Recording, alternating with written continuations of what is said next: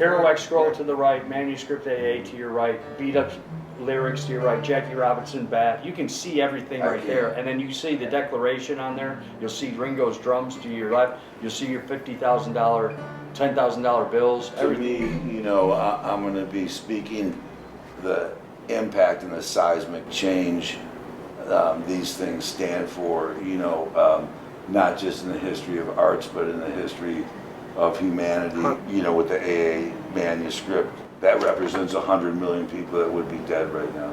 Anybody who wants to know about those guitars can come up and talk to us about it. I'll let you know, if you and I are going to do either one of those songs. So yeah, man, absolutely. Don't, absolutely. You know, we could do Pink Houses. Oh, that'll be interesting here. Oh,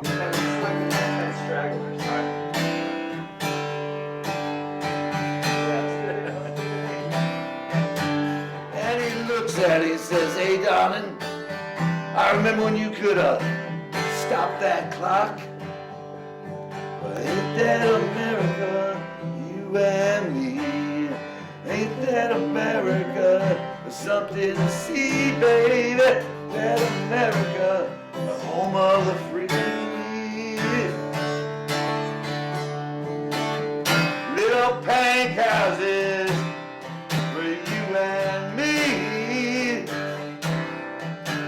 Around midnight tonight, it's going to look like a different world.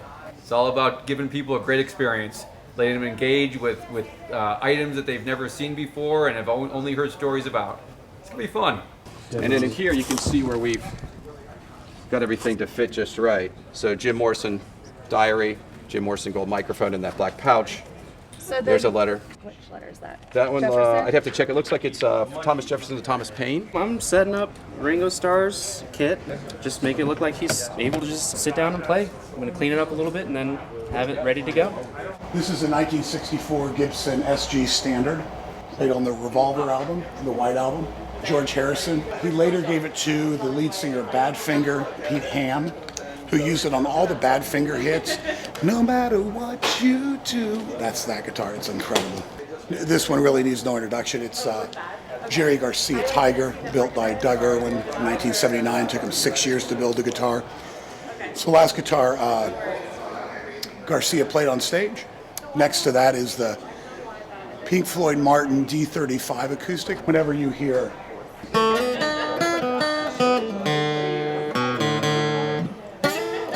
we'll tune them up in a bit, but that line's played on that guitar.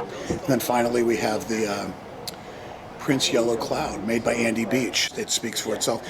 Also the black Strat up here in the corner, the Pink Floyd black Strat. When that was sold, June 20th, 2019, was the most expensive guitar ever sold at auction for $3.975 million. The most expensive electric guitar ever sold in the world. That's it.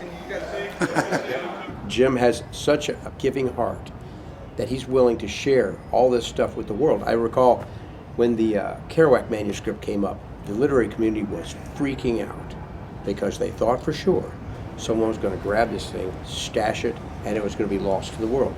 What did Jim do? Exactly the opposite. He has been sharing it all around the world, creating other exciting exhibitions with the scroll as kind of centerpiece. So it's been really exciting to take it somewhere and watch what happens and what people do to make a suitable exhibition with it. And you just go to me and I'll put it up there for you, okay? That's cool. Yeah. Okay. You want to do this? Yeah. Let's go.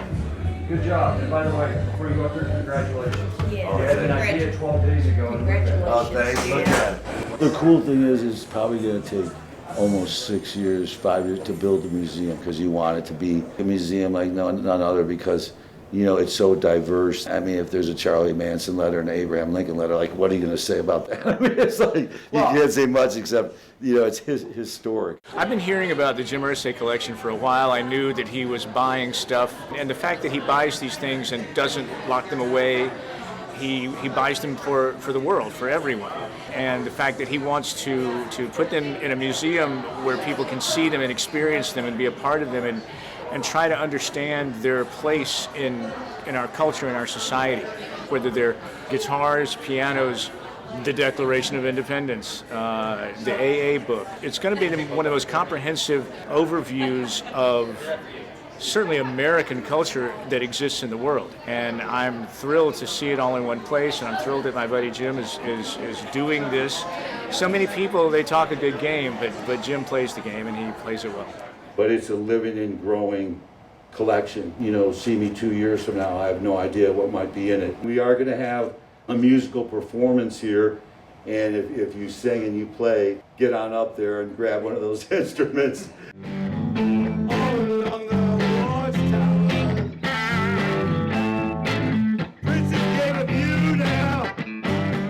You know what he is like he's himself. He's 100% himself, and you gotta respect that. You gotta dig that. From his flair to the way he dresses, he just embraces his personality.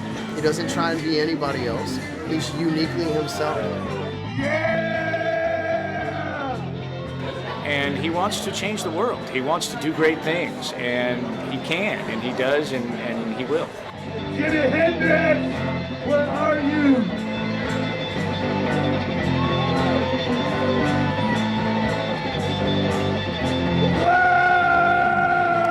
Well, you know what Bruce Springsteen says, if you're going to get up and do a vocal on a song, you better believe with every ounce of you that song.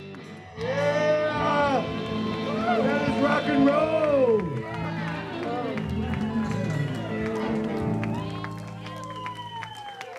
We allowed an amateur to take the stage. Thank you very much. Let me ask you, Jim, just real quick, because we have the John Scotts and Larrys, the whole crew that's going to disassemble, and they've got a jet that they got to catch, right? So, well, you know, after 9 o'clock, Well, what do you mean a jet they got to catch? It's not a jet. I'm talking about, I know, you're a jet.